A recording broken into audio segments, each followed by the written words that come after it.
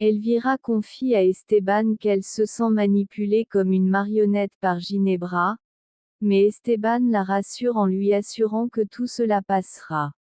Entre larmes, Elvira admet qu'elle a pensé que Ginebra allait vraiment changer et qu'elle s'était rapprochée d'elle par amour véritable.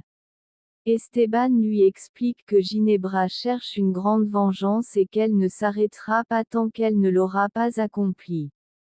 Elvira, en pleurs, raconte à Esteban que Ginebra lui a avoué avoir tué Bérénice et qu'elle l'a fait avec joie et satisfaction. Désemparée, elle dit qu'elle ne sait pas quoi faire. Esteban tente de la consoler, lui rappelant que, lorsqu'elle parlait de Ginebra avec Bérénice, cette dernière disait toujours qu'elle avait un cœur très fragile et qu'elle était une femme très sentimentale. Bien qu'elle tente de montrer de la force, il lui conseille de ne pas se laisser manipuler par Ginebra et d'être forte, en se concentrant sur tout ce qu'elles peuvent faire pour que Ginebra subisse les conséquences de ses actes. Esteban assure à Elvira qu'elle n'est pas seule et que lui et ses petits-enfants ont besoin d'elle. Elvira, reconnaissant, le remercie de l'avoir pardonné. Les larmes aux yeux, Esteban lui dit que grâce à elle, il a connu Bérénice et a eu ses enfants. Ils s'embrassent, trouvant réconfort et force dans leur union face à l'adversité. Kenzo tente de se lever malgré sa faiblesse, mais Sandro lui demande d'aider sa mère afin qu'elle ne soit pas en prison. Sandro mentionne également que Geronimo doit payer pour tout ce qui se passe.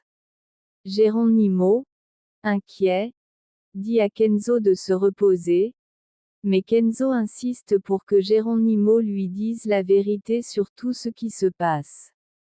Pendant ce temps, Nandi confie à Mireia qu'elle ne sait pas quoi faire face à la situation de Kenzo. Mela lui suggère de profiter de l'occasion pour parler avec Kenzo, mais Nandi répond que non, car il est avec ses enfants et il vaut mieux qu'il passe ce temps avec eux. Esteban demande à Castro s'il a déjà les preuves nécessaires pour enfermer Ginebra une bonne fois pour toutes. Castro répond qu'il fait tout son possible pour instruire le dossier. Esteban insiste sur le fait qu'il y a beaucoup de preuves, mais Castro souligne qu'il n'a pas d'informations solides pour garantir une condamnation. Esteban supplie Castro d'utiliser toutes les preuves disponibles. Castro explique qu'ils doivent retrouver Moro, car sans son témoignage, Ginebra pourrait sortir de prison. À ce moment-là, Paz arrive et Esteban lui demande comment ça s'est passé. Paz, avec colère, répond qu'elle ressent beaucoup de haine envers Ginebra. Esteban la félicite de s'être affrontée à Ginebra et lui assure que tout va changer. Il lui dit qu'avec le temps et les actions appropriées, elles pourront s'assurer que Ginebra paiera pour tout. Paz, bien qu'encore rempli de haine, ressent un petit réconfort dans les paroles d'Esteban, sachant qu'elle n'est pas seule dans ce combat. Elvira cherche à parler seule avec Paz, ce qui surprend Paz. La demande d'Elvira éveille sa curiosité et son intérêt, se demandant ce qu'elle pourrait vouloir lui dire. Pendant ce temps, Moro commence à prendre des mesures pour sortir Ginebra de prison une bonne fois pour toutes, déplaçant ses pions dans son jeu pour atteindre son objectif. Ces actions représentent une menace supplémentaire pour Paz, Elvira et tous les impliqués dans l'affaire contre Ginebra. Elvira confesse à Paz qu'elle lui a causé beaucoup de mal et qu'elle l'a toujours humiliée. Elle lui demande donc pardon sincèrement. Paz est impressionnée par la sincérité et la vulnérabilité d'Elvira. Cette dernière continue d'énumérer toutes les actions négatives qu'elle a commises contre Paz. Paz, avec compassion, lui dit qu'elle accepte ses excuses, car elle croit qu'au plus profond de son être, il y a une femme bonne. Elvira remercie Paz de l'avoir pardonnée. Paz lui dit qu'il n'est pas bon de la juger et que l'important est de vivre le présent et de laisser le passé derrière soi. Elvira loue la façon dont Paz voit la vie et prend sa main, exprimant qu'elle comprend maintenant pourquoi Esteban et ses petits-enfants l'aiment autant. Elvira réfléchit sur le fait qu'elles ont peut-être partagé la même douleur, mais qu'elle n'a pas su le reconnaître. Paz lui assure qu'elle la pardonne, mais précise qu'elle ne pardonne pas à Ginebra pour le mal qu'elle lui a fait. À ce moment, Esteban entre et les informe de la nécessité de parler avec Ginebra et de l'importance de sécuriser leur foyer, car Ginebra pourrait planifier de leur faire du mal.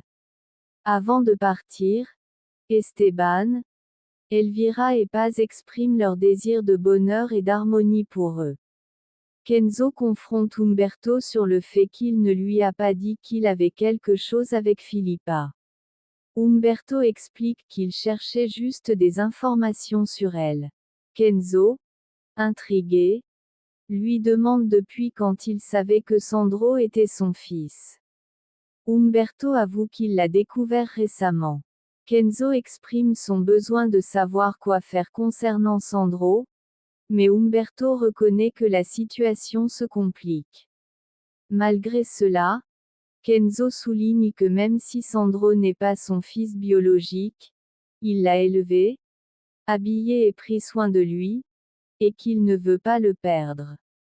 Humberto lui conseille de rester calme face à cette situation difficile, montrant sa disposition à le soutenir dans cette affaire familiale compliquée. Esteban se rend dans la cellule de Ginebra et la confronte, l'appelant meurtrière, malade et folle. Ginebra répond avec défi, lui demandant ce que ça fait d'être face à l'esprit derrière la mort de Bérénice. Esteban lui reproche qu'elle ne sortira jamais de prison et lui rappelle qu'elle a toujours été une femme vide, rejetée par tous. Esteban confesse qu'il souhaiterait en finir avec elle, mais que même la mort ne serait pas un châtiment suffisant. Il l'avertit que sa fin arrivera. Ginebra se contente de rire de ses menaces. Esteban lui assure que la police a des preuves contre elle, mais Ginebra se moque en affirmant que ces preuves ne sont pas suffisantes. Déterminé, Esteban promet de tout faire pour s'assurer qu'elle ne sorte jamais de prison. Il révèle son plan de la faire passer pour coupable d'avoir tenté de le tuer. Esteban menace de faire en sorte qu'elle n'ait jamais la paix et lui rappelle que même son propre frère l'a abandonnée. Ginebra, surprise par la trahison de son frère, menace d'être libérée par Moro. Esteban assure qu'il et Paz resteront unis et que la réalité la rattrapera très bientôt. Défiant, elle lui dit de profiter de son propre enfer, la laissant en colère et doutant de la loyauté de son frère. Lupita motive ses petits-enfants, leur assurant que tout va s'améliorer et que l'essentiel est que Paz et Samara soient heureux. Elle leur demande de la patience et promet que les choses changeront pour le mieux. Esteban, Paz et Nandi rendent visite à Kenzo à l'hôpital, louant sa force et lui assurant qu'il ira bientôt beaucoup mieux. Kenzo remercie tout le monde pour leur soutien et Paz le remercie particulièrement pour avoir sauvé la vie d'Esteban, bien qu'il attribue cela à une grande amitié.